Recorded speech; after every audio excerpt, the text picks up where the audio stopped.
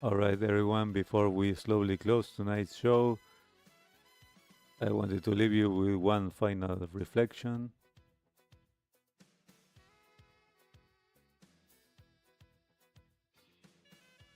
Because tonight's episode ended up connecting around one very important emotional theme, and that is that tension between authenticity and adaptation.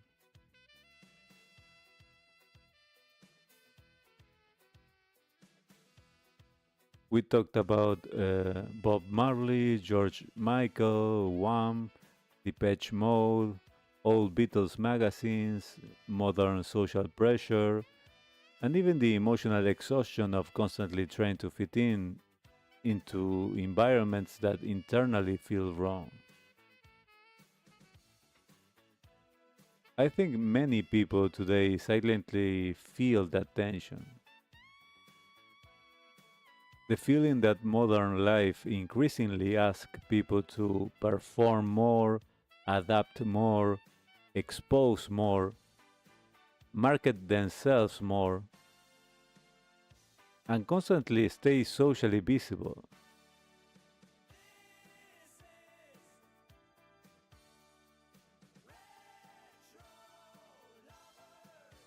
And for some people, that environment feels energizing, right? It's true. But for many others, it slowly becomes emotionally exhausting because human beings are not only social creatures, they, they are also emotional creatures. And people suffer when too much of their daily life feels disconnected from who they genuinely are. One thing I kept thinking about tonight while revisiting all these artists is how distinctive people used to allow themselves to be culturally. George Michael didn't sound like Bob Marley, Depeche Mode didn't sound like Wham, or Tears for Fears didn't sound like Madonna. And somehow, that individuality itself made culture feel alive. And modern culture sometimes feels more standardized emotionally, more optimized, uh, more pressure toward visibility and constant performance. So I think many people increasingly feel emotionally tired from that rhythm. Not because they reject modern life completely, but because psychologically human beings still need privacy, slowness, depth, reflection, quietness, and emotionally real spaces. And that's partly why old music still feels so comforting. Because many songs from the 80s and 90s allowed themselves to feel vulnerable, to feel melancholic, to feel introspective, and in other words, to feel human. They weren't always trying to scream for attention every 3 seconds. Or sometimes revisiting those songs reminds people of emotional states they don't want to completely lose, such as calmness, wonder, reflection, warmth, sincerity, right? And one thing I think modern society often misunderstands is that not everybody wants the same type of life. Some people genuinely want big social circles, yeah, constant activity, status, visibility, competition, and non-stop movement, and that's fine for them. But other people may genuinely value smaller friendships, peace, creativity, quietness, music, books, meaningful conversations, and slower lifestyles. And there's nothing wrong with either path. The problem begins when people feel pressured to betray themselves psychologically just to avoid rejection. And that's why tonight's Tools for These Times segment felt so important. Because the real goal is probably not isolating yourself from society completely or blindly adapting to everything around you.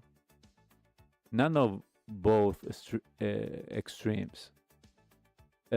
Maybe the healthier balance, that is, I'm not saying it's easy, but the healthier balance is remaining connected to the world while still protecting your inner identity. That balance becomes increasingly difficult in highly overstimulated societies like we are living in nowadays. But it also becomes increasingly important. And maybe that's one reason music still matters so much emotionally.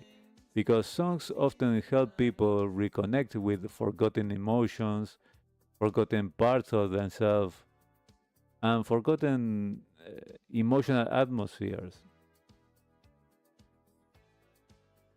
Sometimes hearing the right song at the right moment reminds people that maybe I don't need to become completely different from who I naturally am in order to deserve connection. I think that's a very important thing to remember now. So,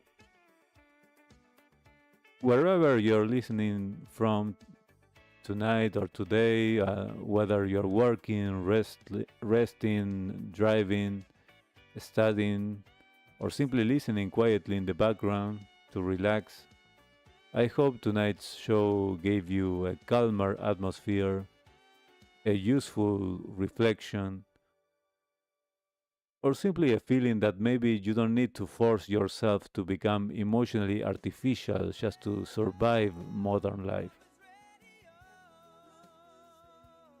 Because protecting your authenticity a little may also be protecting your mental health. Alright, everyone, that's going to be it for tonight's Back to the Present live stream. And honestly, thank you again for spending part of your day or your night here with me. If tonight's show helped you relax a little, slow your thoughts down, or to remember something good that made you feel better, or simply gave you a better atmosphere while working, studying, or resting, then make sure to subscribe to the channel and give a like to the live stream to share with anyone who can benefit from it before leaving this live stream. And also, don't forget to join the RetroLovers Radio Facebook group because that's where we'll keep building the community between live streams and sharing music, memories, retro culture, future schedules, and extra content that is coming both in the channel. So stay tuned for this or the following weeks, and also in the Facebook group as well.